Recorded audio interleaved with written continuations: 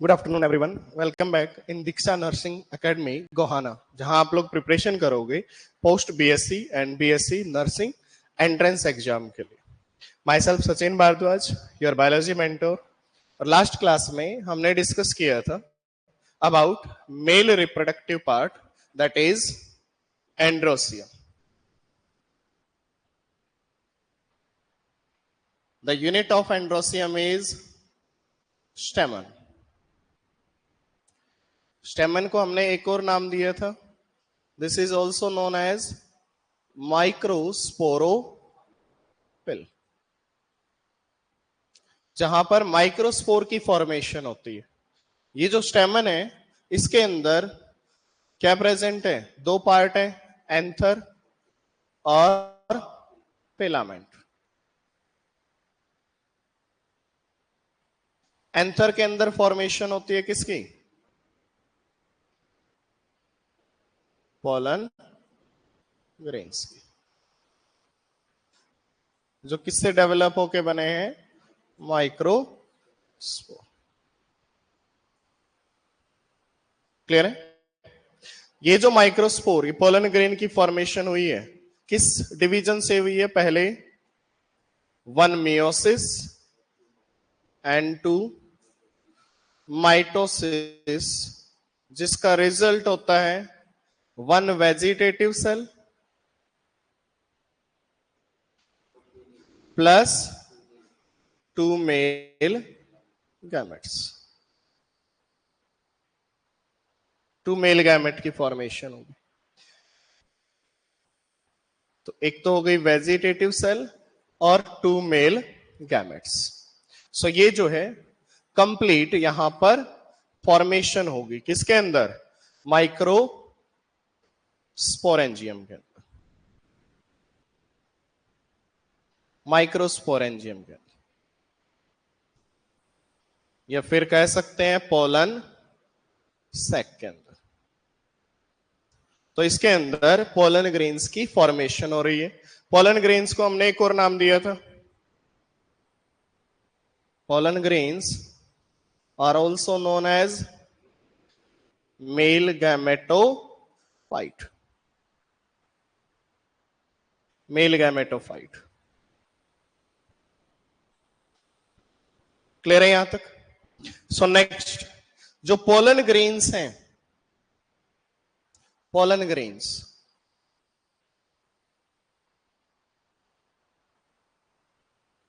इनकी fix viability होती है। जिस टाइम पीरियड में ये एबिलिटी रखते हैं ग्रो करने की या जर्मिनेट करवाने की, वो है इनकी वायबिलिटी।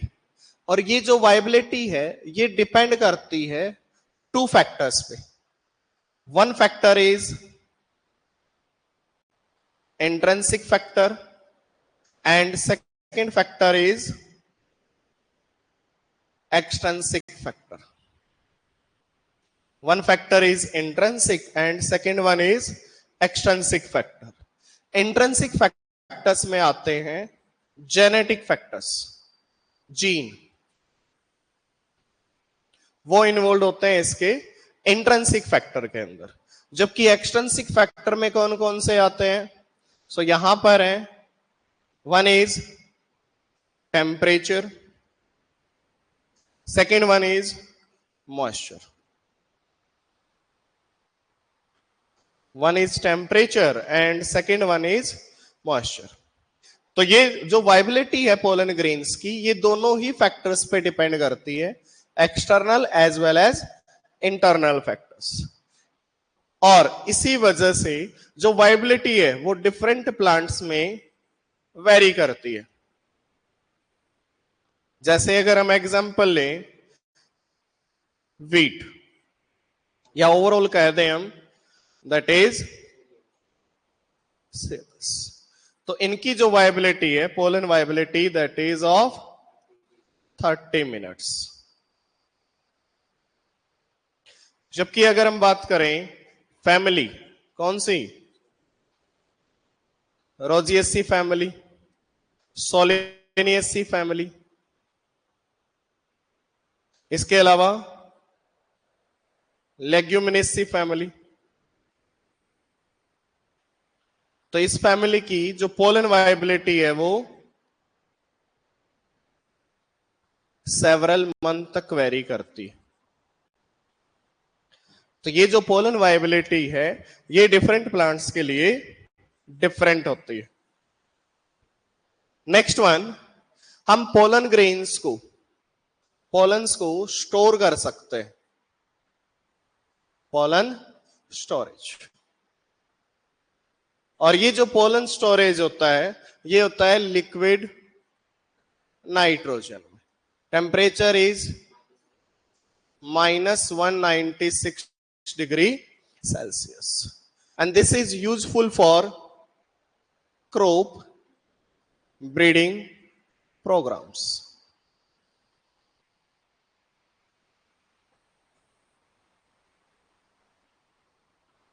ये किसके लिए यूजफुल है? क्रॉप ब्रीडिंग प्रोग्राम्स के लिए यूजफुल है। क्लियर है? नेक्स्ट वन, सम प्लांट्स जो हैं, सम प्लांट्स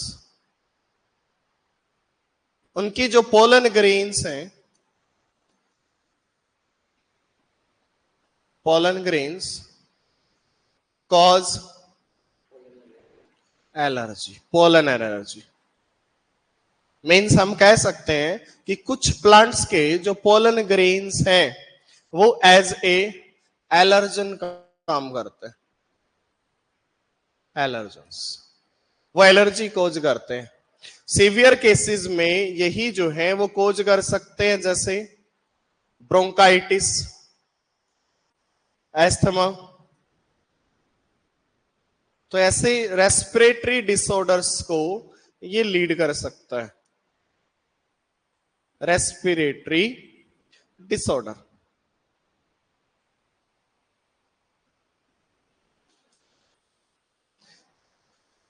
और ये जो पोलन ग्रेन्स हैं, अगर हम एग्जांपल लें कुछ प्लांट्स का,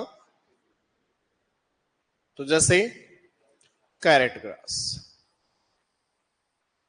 ये कह सकते हैं parthenium. Parthenium. Clear? This is imported with wheat, with wheat। तो ये एक फॉरेन स्पीसीज है जो एलर्जी कॉज करती है। इसके साथ साथ जो कुछ प्लांट्स हैं, सम प्लांट्स, उनकी जो पोलन ग्रेन्स हैं, पोलन ग्रेन्स और also used as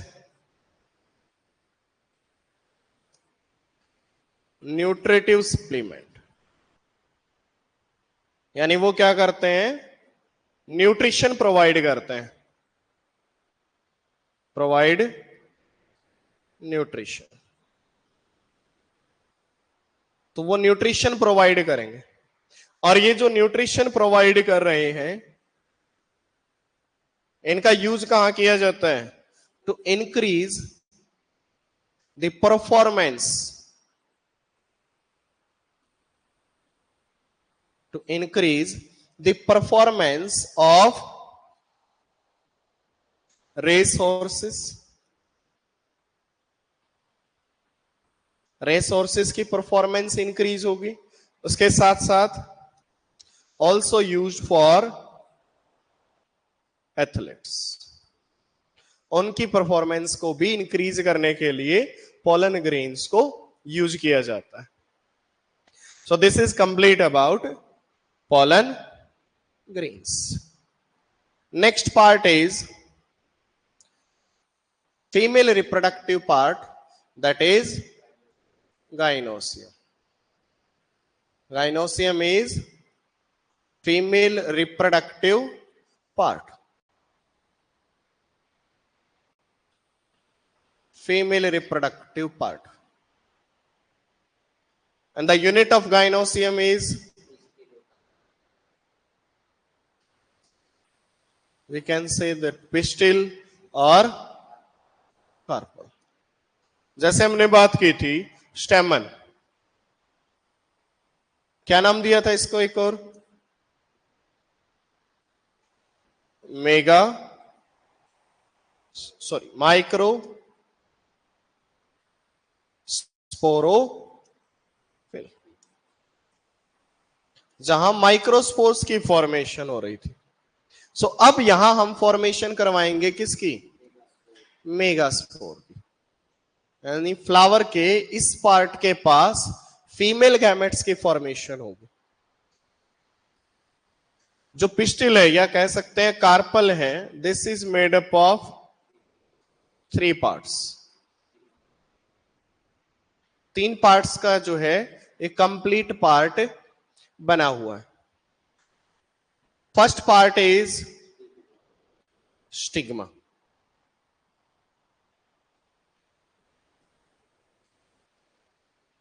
this one is stigma. Second part is style and the third part is ovary. So ये जो है इन 3 पार्ट से बना हुआ है।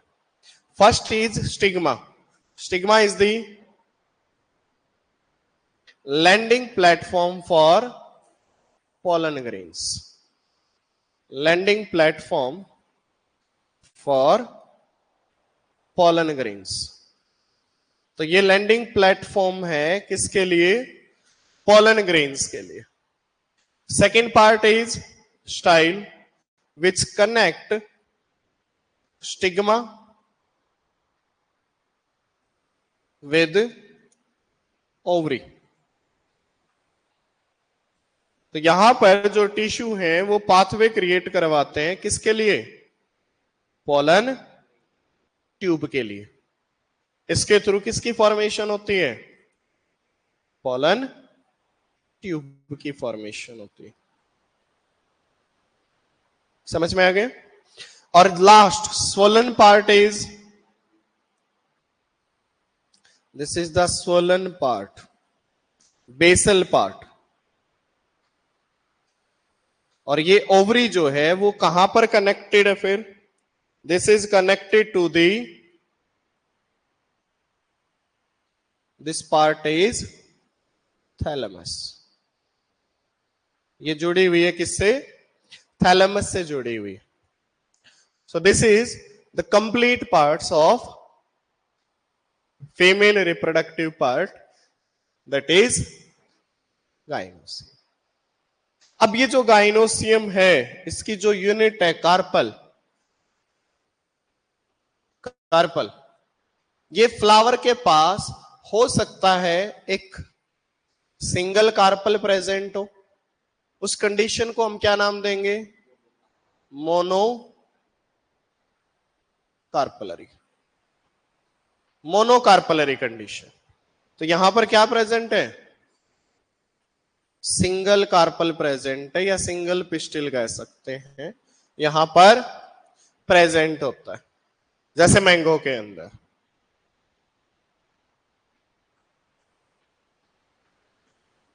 और अगर हम बात करें, अगर एक से ज्यादा कार्पल प्रेजेंट हैं, then that is known as multi carpellary condition. एक से ज्यादा जो है यहां पर कार्पल्स प्रेजेंट होते हैं। सो मोर देन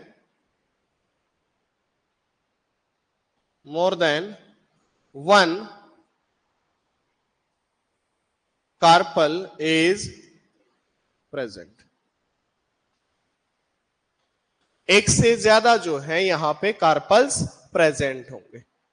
अब ये जो मल्टी कार्पलरी कंडीशन है ये भी 2 तरीके से प्रेजेंट हो सकती है। या तो वो सारे के सारे कार्पल्स आपस में कैसे हो? फ्यूज हो, दैट इज सिनकार्पस कंडीशन। या फिर वो सारे के सारे कैसे हो? प्री हो, लाइक एपोकार्पस कंडीशन। सो यहां पे क्या होगा? Fused carpels. यहां पे क्या है, फ्यूज्ड कार्पल, और यहां पे कैसे हैं, pre carpals.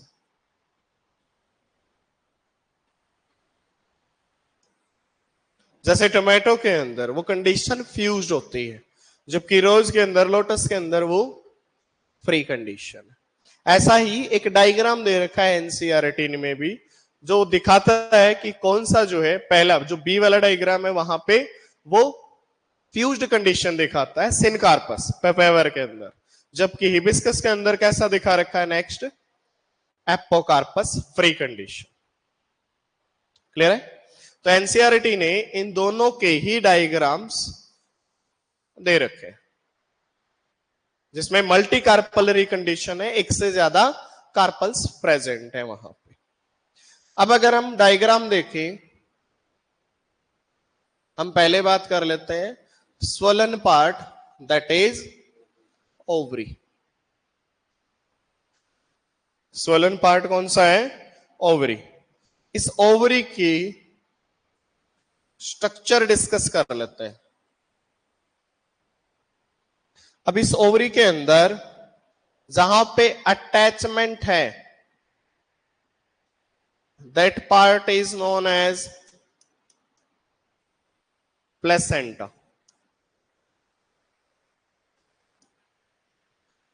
Placenta connection point, और इस प्लेसेंटा से जुड़ा हुआ है stalk like structure, that is फिनिकल।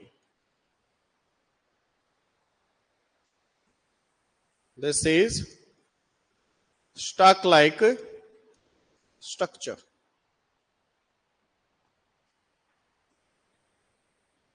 Ovary के अंदर कैविटी प्रेजेंट है, जहां पर ये सारे पार्ट्स ग्रो कर रहे हैं, that cavity is known as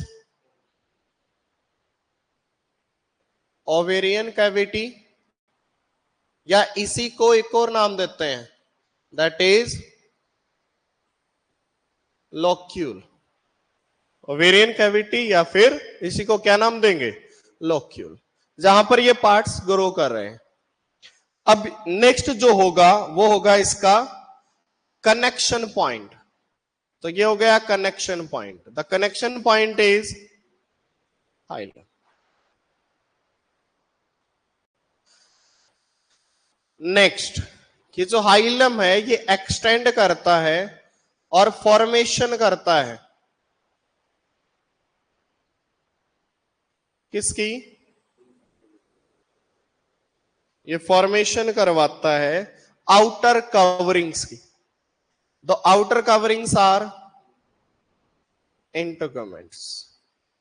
integuments हो गए, तो दो इंटेगुमेंट है, one is outer and second one is inner integuments. ठीक है, ये इंटेगुमेंट सराउंड करते हैं स्टार्टिंग में न्यूसेलस सेल्स को।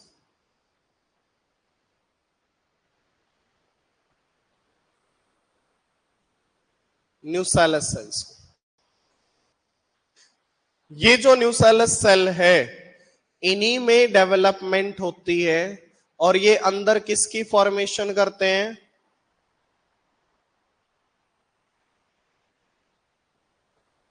Embryo sac. तो ये बना रहे हैं यहां पे एम्ब्रियो सैक। एम्ब्रियो सैक जो है वो इंटेगुमेंट से कवर्ड पार्ट है। वो रीजन जहां पे इंटेगुमेंट्स एब्सेंट है, that is known as micropylar. Micropyle region, और opposite end is chalazal end. Opposite end को क्या नाम देंगे, चैलेंज एंड। ये जो फोनिकल वाला पार्ट है, अगर ये थोड़ा बहुत भी एक्सटेंड करता है और आगे की तरफ बढ़ता है, तो इसी को नाम दे देते हैं रैफे। फोनिकल का ही पार्ट है, वो थोड़ा बहुत अंदर डेवलप हो रहा है, तो ओवरी के अंदर प्रेजेंट है ओव्यूल्स, जहां पर ये स्ट्रक्चर डेवलप हो रही है। अब एक ओवरी के अंदर हो सकता है एक सिंगल ही ओव्यूल हो, और हो सकता है मोर देन वन ओव्यूल हो। ओव्यूल्स आफ्टर फर्टिलाइजेशन फॉर्मेशन करते हैं किसकी? सीड की। तो जिस भी फ्रूट के अंदर आप लोग ऑब्जर्व करते हो कि एक ही सीड प्रेजेंट है, मींस वहां पर कितने ओव्यूल रहे होंगे? एक ही ओव्यूल रहा हो। जैसे एग्जांपल अभी डिस्कस किया था मैंगो, एक ही ओव्यूल जो है यहां पे प्रेजेंट है, और एक से ज्यादा पपाया, वाटरमेलन, वाटरमेलन, यहां पर एक से ज्यादा जो है ओव्यूल्स प्रेजेंट है। तो ये कंप्लीट स्ट्रक्चर समझ में आई। अब इसके अंदर जो स्टार्टिंग में स्पोरोजिनस टिश्यूज थे, जर्म सेल्स जो थी, स्पोरोजिनस टिश्यू, डिप्लॉइड टिश्यू, उनके अंदर सबसे पहले यहां भी क्या होगा? कौन सा डिवीजन होगा? मियोसिस डिवीजन होगा। फर्स्टली कौन सा डिवीजन होगा? यहां रिडक्शनल डिवीजन, जर्म सेल्स के अंदर रिडक्शनल डिवीजन। और रिडक्शनल डिवीजन क्या करता है? नंबर ऑफ क्रोमोसोम्स को हाफ करवा देता है। तो यहां पर किसकी फॉर्मेशन हुई? 4 मेगा स्पोर्स की फॉर्मेशन हो गई, 4 मेगा स्पोर बन गए। इन चारों मेगा स्पोर्स की arrangement as a linear tetrad होती है, इस तरीके से। ये हो गया, ये हो गया, ये हो गया, और ये हो गया। अब ये जो 4 मेगा स्पोर बने हैं, इन चारों में से 3 जो मेगा स्पोर हैं वो क्या होंगे? डीजेनरेट हो जाएंगे। 3 mega spore degenerate, 3 mega spore यहां से क्या हुए? डीजेनरेट हो गए। और एक ही मेगा स्पोर कैसा बचा? 1 फंक्शनल मेगा स्पोर। एक ही फंक्शनल मेगा स्पोर यहां पर लेफ्ट रहता है। तो इनमें से 3 डीजेनरेट, 3 जो हैं वो डीजेनरेट हो जाएंगे। तो 1 फंक्शनल मेगास्पोर,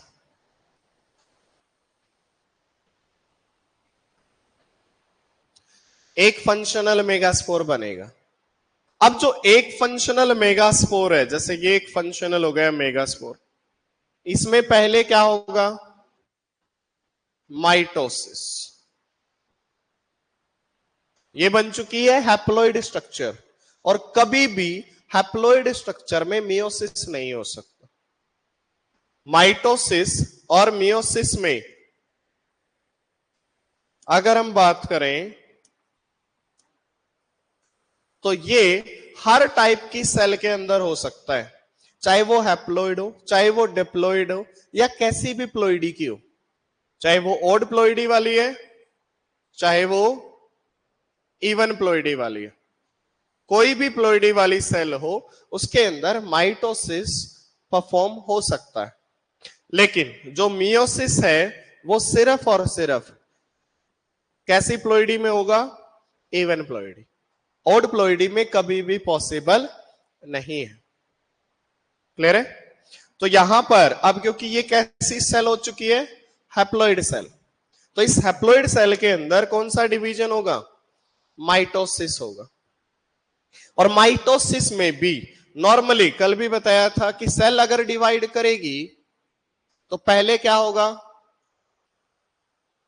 कैरियोकाइनेसिस, उसके बाद साइटोकाइनेसिस। यही होना चाहिए था। नॉर्मल जो सेल डिवीजन है उसमें पहले होगा कैरियोकाइनेसिस, उसके बाद साइटोकाइनेसिस, लेकिन यहां पर जो डिवीजन चलता है वो चलता है फ्री न्यूक्लियर डिवीजन। मतलब यहां पर पहले लगातार क्या होता है, कैरियोकाइनेसिस होता है। कॉन्टिन्यूअसली यहां पर क्या होगा, कैरियोकाइनेसिस चलेगा, न्यूक्लियस डिवाइड करता रहेगा। दो न्यूक्लियस बन गए, this is dyad condition, megaspore dyad. और अब फिर से ये क्या करेगा, माइटोसिस करेगा। एक सेल ने डिवाइड किया, दो न्यूक्लियस की फॉर्मेशन कर दी, दो डिवाइड करेंगे तो चार, this is megaspore tetrad condition. और ये जो मेगास्पोर टेट्राड है इसमें फिर से दोबारा क्या होगा, माइटोसिस होगा। और माइटोसिस होने के बाद कैसी सेल स्टेज आ गई, यहां पे 8 न्यूक्लिएटेड कंडीशन आ गई, 8 न्यूक्लिएटेड कंडीशन। इतना होने के बाद अब क्या होगा, इनमें कैरियोकाइनेसिस कंप्लीट हो गया, 3 लगातार सक्सेसिव माइटोसिस यहां पे परफॉर्म हो गए। अब चलेगा साइटोकाइनेसिस, और साइटोकाइनेसिस होने के बाद ये सेल्स जो न्यूक्लियस बने हैं ये अपने आप को क्या करेंगे, रीअरेंज करना स्टार्ट कर देंगे। रीअरेंज करने के बाद हम मान लेते हैं ये कौन सा एंड है, चैलेजल एंड, और ये वाला माइक्रोपाइलर एंड है। तो माइक्रोपाइलर एंड पे दो सेल्स आएंगी, these cells are synergids, 2 synergids. तो दो सेल्स तो हो गई साइनर्जिड सेल्स। ये जो साइनर्जिड सेल्स हैं इनके अंदर फिंगर लाइक प्रोजेक्शंस प्रेजेंट होती हैं, these are known as filiform apparatus।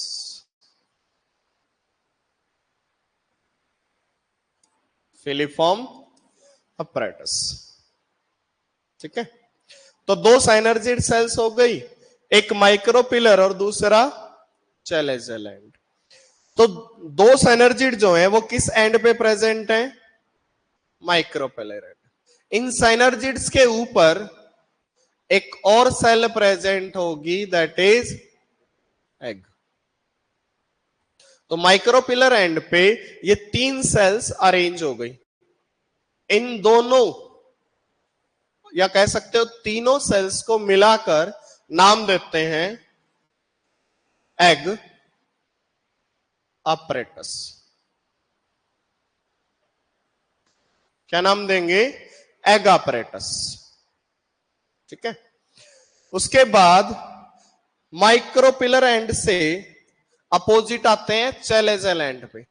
तो चैलेजल एंड पे भी 3 सेल्स अरेंज होंगी, and these 3 cells are antipodal cells, antipodal cell. ये जो कंप्लीट स्ट्रक्चर है एम्ब्रियो सैक, इसकी फॉर्मेशन से पहले एक बार हो चुका है मियोसिस, उसके बाद 3 सक्सेसिव माइटोसिस। मींस ये कंप्लीट जो स्ट्रक्चर बनेगी एम्ब्रियो सैक, ये हैप्लॉइड होगी या डिप्लॉइड होगी, the structure is haploid, complete haploid structure. Means इसके पास जो सेल्स हैं वो भी कैसी हैं, हैप्लॉइड ही हैं। तो साइनर्जिड सेल भी हैप्लॉइड है, एग भी हैप्लॉइड है, एंटीपोडल सेल्स भी हैप्लॉइड ही है। इसके अलावा एक और सेल यहां पर प्रेजेंट है जो इसकी सबसे लार्जेस्ट सेल है, and that cell is, this is central cell. Central cell ये सबसे जो है बड़ी सेल है, और इस सेंट्रल सेल के अंदर दो न्यूक्लियाई प्रेजेंट होते हैं। These are polar nuclei. Polar nuclei, ये जो पोलर न्यूक्लियाई हैं ये N+N कंडीशन में है, फ्यूज नहीं किए। तो जब तक ये फ्यूज नहीं करेंगे ये भी हैप्लॉइड स्ट्रक्चर ही है। तो ओवरऑल जो एम्ब्रियो सैक बना, इसके पास 3 एंटीपोडल सेल, एक सेंट्रल सेल, एक एग सेल और 2 साइनर्जिड सेल। तो टोटल कितनी सेल हो गई? 7 सेल।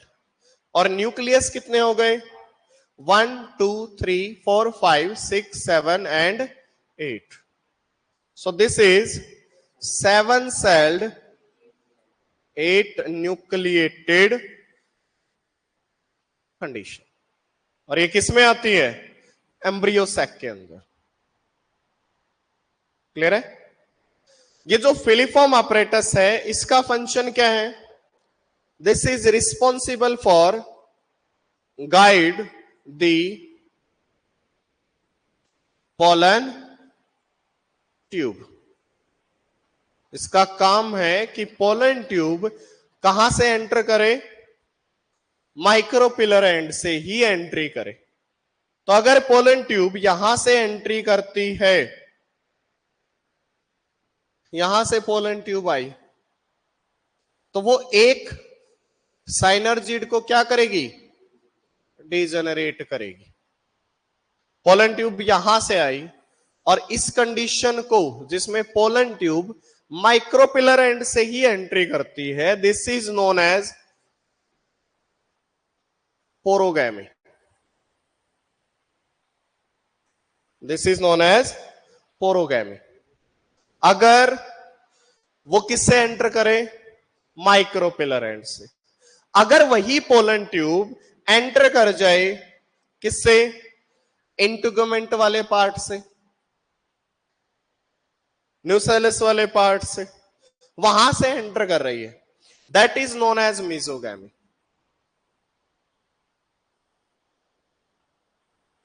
ये है मीजोगैमी। अगर यही पोलन ट्यूब एंटर करे किसके थ्रू? चैलेजल एंड के थ्रू, then that is known as चैलेजोगैमी।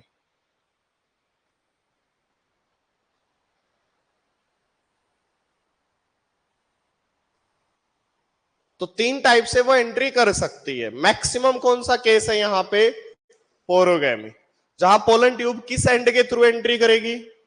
Micropylar and के थ्रू ही एंट्री करेगी। माइक्रोपिलर दूसरी हो सकती है, वो चैलेजल एंड से एंट्री कर जाए, चैलेजोगैमी। तो ये सारी कंडीशंस एम्ब्रियो सैक के अंदर फॉर्मेशन हो सकती है। समझ में? सो यहां पर मेल एंड फीमेल गैमेट की कंप्लीट फॉर्मेशन हो गई। तो अब हम एक बार देख लेते हैं कि मेल गैमेट बनाने के लिए, एक मेल गैमेट के लिए पहले हुई एक मियोसिस और फिर क्या हुआ? 2 माइटोसिस। ऐसे ही फीमेल गैमेट बनाने के लिए, फीमेल गैमेट की फॉर्मेशन करने के लिए पहले हुई एक मियोसिस और उसके बाद 3 माइटोसिस। 3 माइटोसिस। ठीक है? अब क्या होगा कि जो प्लांट्स का केस है, in plants both male and female gametes, both male and female gametes are non motile, दोनों ही नॉन मोटाइल है। तो अब अगर नॉन मोटाइल गैमेट्स हैं तो इनको आपस में कांटेक्ट में लाने के लिए किसी न किसी एजेंट की नीड होगी। वो प्रोसेस जिसके थ्रू जो पोलन ग्रेन बने हैं वो जाएंगे स्टिग्मा तक, that is known as pollination. उस प्रोसेस को क्या नाम देंगे? Pollination. So what is pollination? This is transfer of pollen grains, transfer of pollen grains from anther to the stigma, anther to the stigma, anther से लेकर stigma तक जो pollen grains का ट्रांसफर होगा, that process is the pollination. जो ये pollination है ये 3 टाइप की हो सकती है। First one autogamy, second one geitonogamy, and the third one ज़ीनोगैमी।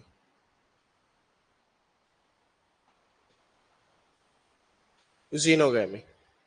अगर जेनेटिकली बात करें, these two are self pollination,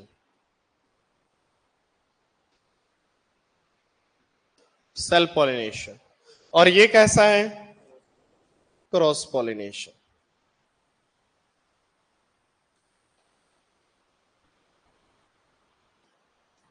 तो 2 टाइप से पॉलिनेशन हो रही है एक्चुअल में, सेल्फ पॉलिनेशन और क्रॉस पॉलिनेशन। तो 1 बाय 1 अब इन्हीं टाइप्स को पॉलिनेशन को कंप्लीट करते हैं। First one is autogamy. Autogamy is transfer of pollen grain कहां से कहां? From anther to the stigma of same flower, same ही फ्लावर पे ट्रांसफर होगा। This is transfer of pollen grains, pollen grains from anther to the stigma, stigma of same flower। अब अगर flower same है तो प्लांट भी automatic बात है कि कैसा होगा? सेम ही होगा। नेक्स्ट वन सेकंड कौन सी है? ज़्यूटोगैमी। तो यहां पर क्या होगा? Transfer of pollen grains, pollen grains का ट्रांसफर होगा, pollen grains from anther to the stigma, anther to the stigma of different flower, different flower but of same plant।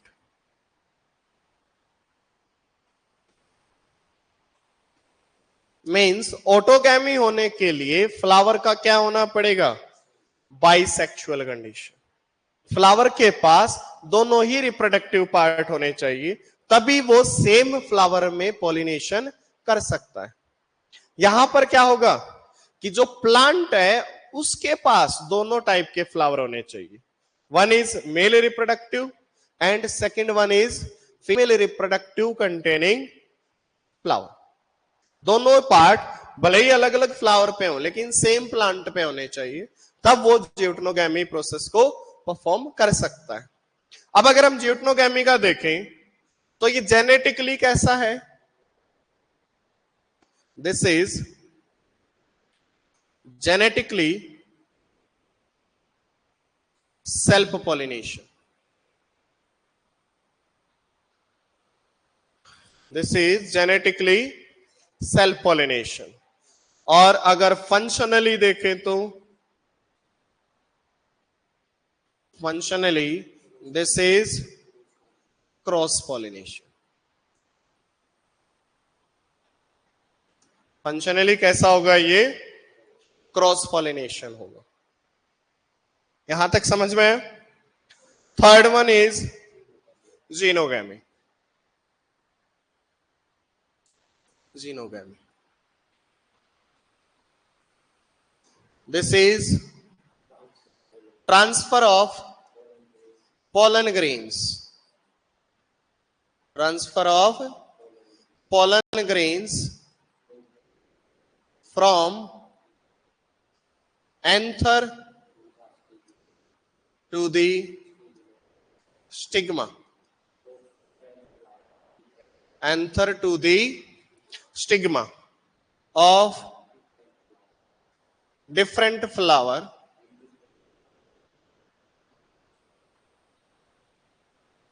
different flower of different plant।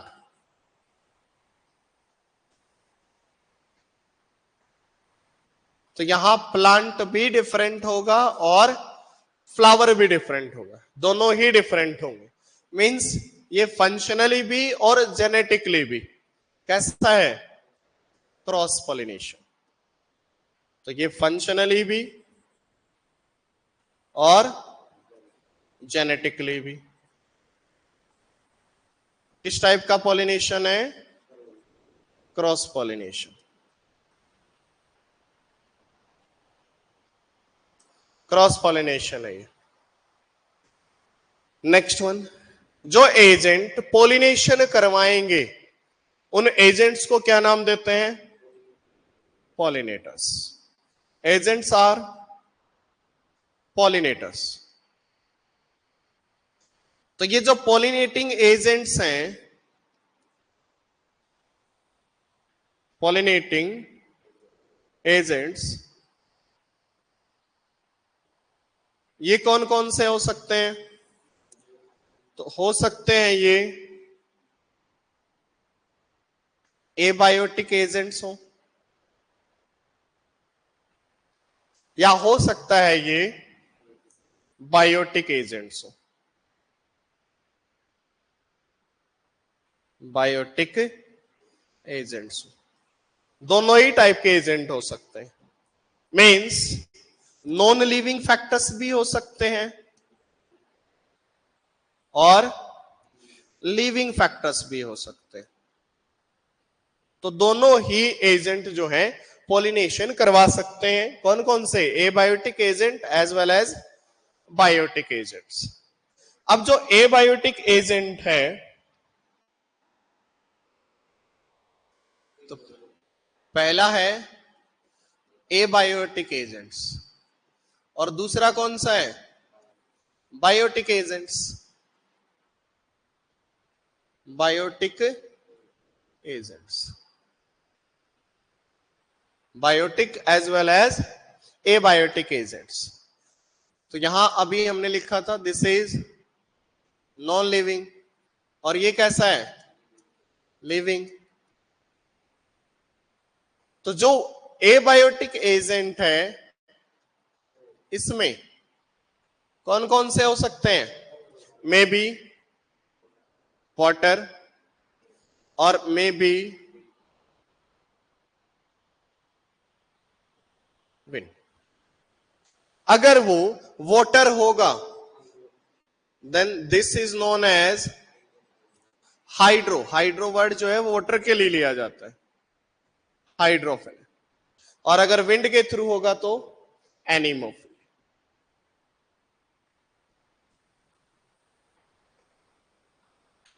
यहां अगर हम बात करें biotic agents की, तो biotic agents में एनिमल्स आते हैं और एनिमल्स के लिए वर्ड यूज करते हैं zoo. So this is zoophily. और इनमें सबसे ज्यादा जो मेन एजेंट्स होते हैं वो कौन से होते हैं? हनी। तो यहां सबसे ज्यादा जो अर्थ पे सबसे ज्यादा नंबर में प्रेजेंट है वो है इंसेक्ट्स। तो इंसेक्ट्स के थ्रू अगर पॉलिनेशन होता है then that is entomophily. Reptiles भी करवा सकते हैं, बर्ड्स भी करवा सकते हैं। तो वो जो है ये पॉलिनेशन को प्रोसेस को कंप्लीट करवाएंगे। तो इनमें हर टाइप का एजेंट आ गया जिसमें abiotic as well as biotic. अगर इनमें ओवरऑल हम कंपैरिजन करें तो सबसे ज्यादा जो पॉलिनेशन करवाते हैं वो कौन करवाते हैं? इंसेक्ट्स। यानी एबायोटिक और बायोटिक में अगर कंपैरिजन होगा तो सबसे ज्यादा कौन करवाएंगे? बायोटिक वाले। और अगर हम सिर्फ एबायोटिक में कंपैरिजन करवाएं तो विंड पॉलिनेशन ज्यादा हो। तो ये जो हाइड्रोफिली है दिस इज रेयर, सबसे कम होता है वाटर के थ्रू पॉलिनेशन। समझ में आया? तो पहला है वाटर पॉलिनेशन, यानी वाटर के थ्रू क्या होगा? पॉलिनेशन होगा। क्या नाम दिया था? Hydro. Example Vallisneria, Vallisneria, Zostera, Hydrilla. यानी मोस्टली कैसे प्लांट्स होंगे? एक्वेटिक प्लांट्स होंगे। मोस्टली कौन से प्लांट जो वाटर पॉलिनेशन करने वाले हैं? एक्वेटिक प्लांट्स होंगे। एनसीईआरटी ने यहां पर लाइन लिखी है that 30 genera of monocots, मोनोकोटिलिडन्स plants के 30 जेनस जो है वो इसका यूज करने वाले पॉलिनेशन करवाने के लिए। ये जो हाइड्रोफिली है ये दो टाइप से हो सकता है, या तो हाइपोहाइड्रोफिली, हाइपोहाइड्रोफिली, या फिर हो सकता है एपी हाइड्रोफिली।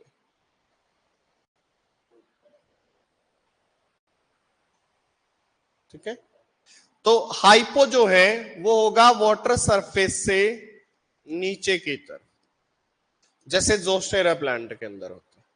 जबकि जो एपी हाइड्रोफिली है जैसे वेलिसनेरिया के अंदर, तो स्टार्टिंग में क्या होता है कि इसका जो पार्ट है वैसे क्वाइल्ड स्टेज में रहता है।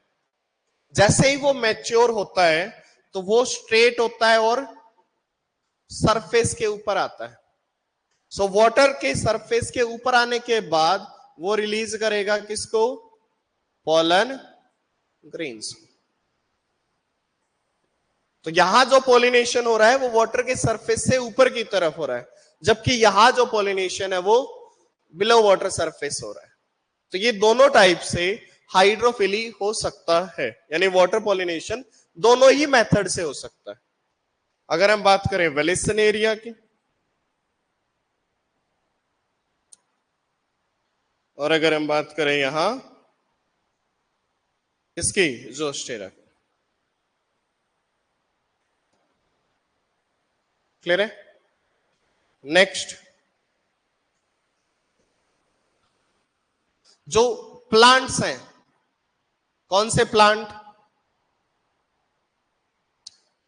Aquatic plants. नॉट ऑल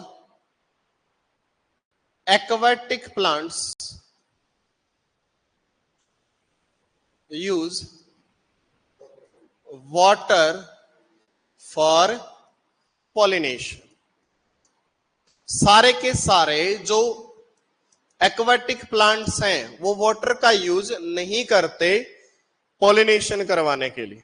जैसे एग्जांपल है water lily, water lily and water हाइस। तो ये दोनों प्लांट जो हैं कैसा पॉलिनेशन करेंगे? पॉलिनेटेड बाय इंसेक्ट कह लो या फिर विंड पॉलिनेशन, तो उसके थ्रू ये जो है पॉलिनेशन को परफॉर्म करेंगे। यहां जो प्लांट रिलीज करेगा किसको? पोलन ग्रेन्स को। पोलन ग्रेन्स कौन से में? वाटर पॉलिनेशन में। वो जो पोलन ग्रेन है वो कैसे होने चाहिए?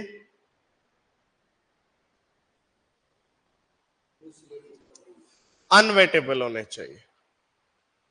तो किसकी कवरिंग होगी वहां पे?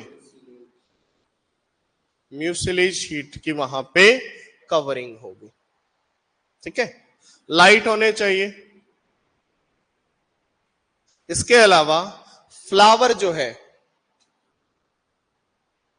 उसका कलर्ड होना कोई रिक्वायरमेंट यहां पे नहीं।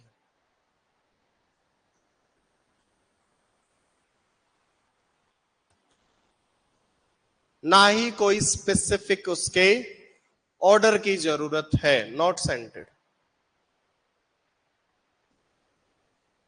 नेक्टरलेस। फ्लावर जो है वो एबायोटिक एजेंट्स का यूज कर सकता है फॉर पॉलिनेशन। समझ में?